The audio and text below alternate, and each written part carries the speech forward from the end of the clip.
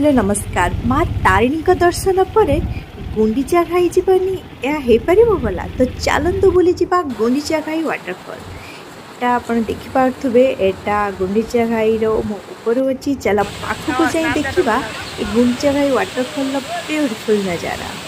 देखिपे मत तो एवं देखी बहुत एक्साइटेड लगे तो धीरे धीरे पाखक जाए देखा गुंडीचा घाई वाटरफॉल वाओ